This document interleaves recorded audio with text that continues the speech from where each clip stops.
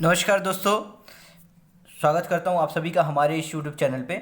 आज हम इस वीडियो में बात करेंगे इंडियन नेवी एमआर के तहत जो सिलेबस है आपके, उस सिलेबस में आपको क्या क्या चीज़ें पढ़ना है, उन सारी चीज़ों को हम इस वीडियो में डिटेल में देखेंगे। जैसे कि मैंने पिछले ही वीडियो में आपको बताया था कि ये जो भर्ती है उसके लिए आप अगर 10th पास हैं तो आप एलिजिबल हैं।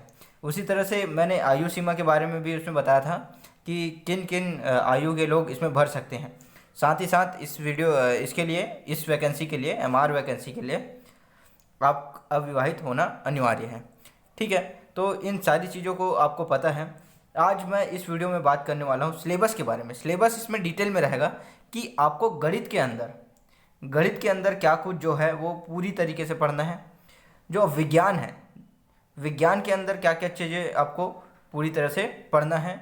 उसी तरह से आपको सामान्य ज्ञान के अंतर्गत क्या क्या चीज़ें आपको पढ़ना है। इन सारी चीज़ों को हम डिटेल में इस वीडियो में देखने वाले हैं। तो चलिए धीरे धीरे करके हम शुरू करते हैं। उसके पहले मैं आपको बता दूं कि गणित के सेक्शन से आपके कितने प्रश्न पूछे जाएंगे।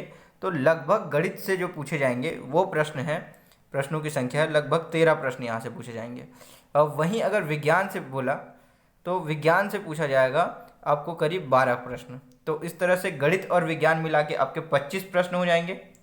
ठीक है, और वहीं सामान्य ज्ञान से भी आपका जो है वो 25 नंबर के पूछे जाएंगे। तो इस तरह से 25 और 25 मिला के आपके 50 नंबर के जो है वो कुल प्रश्नों की संख्या है वो 50 प्रश्न होंगे। और इसी तरह से 50 नंबर के जो है वो आपके प्रश्न पत्र रहेंगे। तो ठीक है, तो इस तरह से आपके पेपर का मॉडल है। चलिए हम सिलेबस को लाइन से देखते हैं कि क्या क्या चीज़ें आप। सबसे पहले हम देख रहे हैं गणित विषय में। तो गणित विषय में आपको क्या क्या चीज़ें देखनी है। तो सबसे पहले जो है वो आपको देखना है संख्या पद्धति देखना है सबसे पहले। उसके बाद आपको देखना है सेकंड में दशमलव और भिन्न और दशमलव को देखना है सेकंड में। उसी प्रकार तीसरे में आपको वर्गमूल के बारे में पढ़ना पड़ेगा। ठीक है, वही चौथे में महत्तम समापवर्तक, लघुत्तम समापवर्तक, ये जो छोटी चीज़ें 10वीं बेस की जो चीज़ें हैं उसे आपको पढ़ना पड़ेगा। उसके बाद हम आगे चलते हैं। तो 5वें नंबर पे है आपका सरलीकरण पढ़ना पड़ेगा। 6वें पे औसत पढ़ना पड़ेगा। प्रतिशत से तो आपके प्रश्न लगभग पूछे ही जाते हैं। लाभ हानि से भी आपके प्रश्न पूछे जाएंगे। तो लाभ हानि को भी आपको अच्छे से तैयार करना है। ठीक है, लाभ हानि को भी आपको अच्छे से तैयार करना पड़ेगा। साधारण चक्रवृद्धि ब्याज है, इसे भी आपको तैयारी करना पड़ेगा। ये लाभ हानि से एकदम कंफर्म है कि सवाल यहाँ से आते ही हैं। अनुपात और समानुपात से भी आपको पता होगा कि यहाँ से भी सवाल आते हैं। ठीक है, उसके बाद हम साझेदारी देखते हैं। तो साझेदारी से भी लगभग सवाल आते हैं, तो साझेदारी को भी आपको पढ़ना है। ठीक है, उसी तरह से और आगे देखते हैं हम। तो कार्य और समय जो है, या समय और दूरी है, ये 13 और 14 नंबर का जो टॉपिक है, कार्य और समय और चाल, समय और दूरी, तो यहाँ से भी प्रश्न आपके 100% आते ही आते हैं हर साल। तो हर साल के प्रश्न पत्र में यहाँ के प्रश्न आते हैं, तो इसलिए आपको ये पढ़ना बेहद ज़रूरी है। उसी प्रकार से 15 नंबर पे आपका जो ज्यामिति है, तो ज्यामिति को भी पढ़ना आपको बेहद ज़रूरी है। उसी प्रकार से 16वां देखें हम, तो 16वां में आपका क्षेत्रमिति आ जाएगा। क्षेत्रमिति को पढ़ना भी बेहद ज़रूरी है।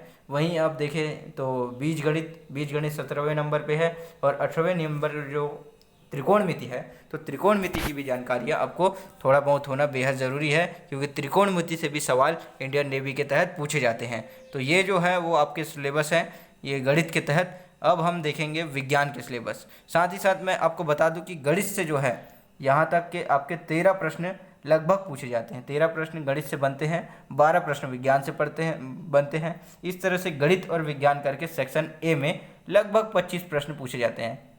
कुल टोटल 25 प्रश्न पूछे जाते हैं, लगभग नहीं, पूछे ही जाते हैं, 25 प्रश्न पूछे जाते हैं। ठीक है, चलिए हम विज्ञान को देखते हैं। विज्ञान में जो आपको देखना है वो ये है कि आप पहला देख ही रहे होंगे, मात्रक को आपको पढ़ना पड़ेगा। मात्रक एवं मापन को आपको पढ़ना है। बल तथा गति के नियम को आपको पढ़ना है। ठीक है, देखिए मात्रक से कैसे प्रश्न आते हैं, जैसे इसका मात्रक क्या है, उसका मात्रक क्या है, या इसके मापन पद्धति कैसी है, या विमी सूत्र पूछ दिया जाएगा कई बार आपको, MLT-1 किसका विमी सूत्र है। तो इस तरह के प्रश्न, छोटे प्रश्न यहाँ से पूछे जाएंगे। ठीक है, वहीं अगर बल की बात करूँ तो बल से भी सवाल आते हैं। गति के नियम, जो न्यूटन गति का नियम है, वहाँ से सवाल आते हैं। कई बार आपको प्रथम नियम, द्वितीय नियम, तृतीय नियम के बारे में ही लगभग बेसिक सवाल पूछा जाता है। ठीक है, तो ये विज्ञान का जो 2 सेक्शन हो गया वहाँ हो गया। अब हम चलते हैं कि आगे क्या है विज्ञान में। ठीक है, तो आगे अगर मैं तीसरे नंबर की बात करूँ तो गुरुत्वाकर्षण है। गुरुत्वाकर्षण शक्ति क्या है, इसके विषय में कई सवाल आते हैं। ठीक है, तो इसको भी आपको देखना है, 1-2 प्रश्न यहाँ से बनते ही हैं। कार्य, शक्ति और ऊर्जा के विषय में आपको पढ़ना पड़ेगा, जो 10वीं बेस में आपने पढ़ा। तरंग और गति, ध्वनि, ये सब आपको पढ़ना ही है बेसिक रूप से। ध्वनि का जैसे मात्रक क्या है ये पता रहना चाहिए, तरंग क्या है, गति क्या है, इसका जो बेसिक परिभाषा है वो आपको पता रहना चाहिए। और अच्छे से थोड़ा थोड़ा कैसे प्रश्न पूछे जाते हैं इसको पहले आप प्रीवियस ईयर का क्वेश्चन देख के आप पूरी पैटर्न को समझ सकते हैं बेहतर तरीके से। उसके बाद आगे हम बात करते हैं कि ऊष्मा तथा ताप को भी पढ़ना पड़ेगा आपको। ऊष्मा ताप से भी सवाल आते हैं, प्रकाश से भी, प्रकाश संश्लेषण की से भी सवाल आपके कई बार पूछे जाते हैं। विद्युत धारा तथा इसके प्रवाह से भी प्रश्न आते हैं, चुंबक से भी प्रश्न आते हैं। और हमारा ब्रह्मांड के तहत जो है, आप देख रहे थे हमारा ब्रह्मांड, 1 मिनट, हमारा ब्रह्मांड जो है, हमारे ब्रह्मांड से भी सवाल आते हैं। ब्रह्मांड से किस तरह के सवाल आएंगे, जैसे कि ग्रह से संबंधित सवाल आ गए, तो ये जो है उसका काम है, ये ब्रह्मांड से संबंधित आएगा ग्रह के सवाल।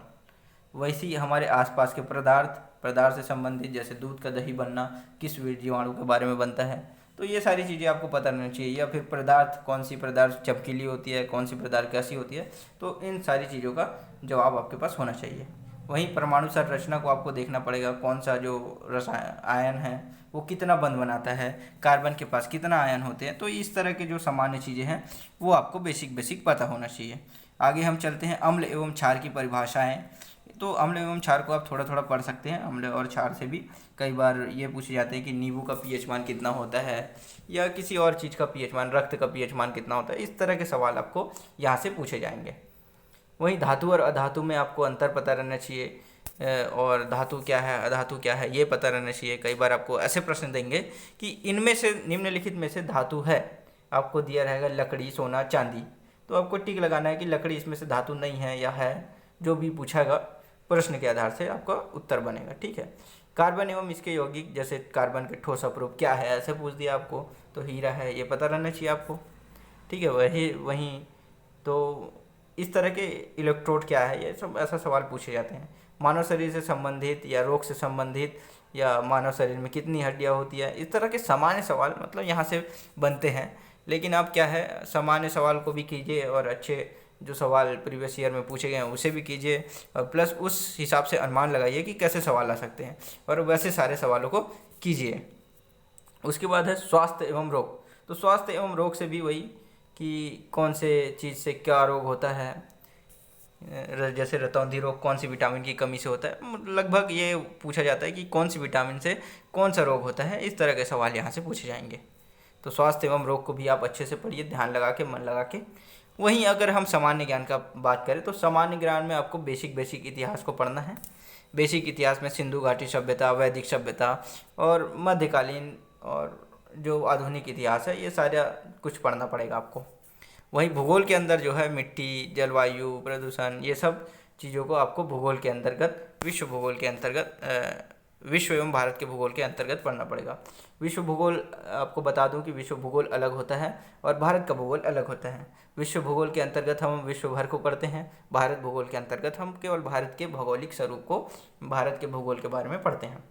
वहीं भारतीय अर्थव्यवस्था को भी आपको, राज्य व्यवस्था को भी आपको देखना पड़ेगा, और भारतीय अर्थव्यवस्था को भी आपको देखना पड़ेगा। सामान्य ज्ञान, जैसे सामान्य चीज़ें कि प्रथम राष्ट्रपति कौन था, प्रथम प्रधानमंत्री कौन थे, इस तरह के जो सामान्य ज्ञान से के सवाल हैं, जो लगभग सामान्य ज्ञान का जो एक PDF होता है उसे आप रख लीजिए, और उस बेस पे आप देखिए कि कौन से जो मतलब जैसे देश की सबसे बड़ी नदी क्या है, देश की सबसे छोटी नदी कौन सी है, तो इस तरह के सवाल जो सामान्य ज्ञान के हैं वहाँ से आते हैं।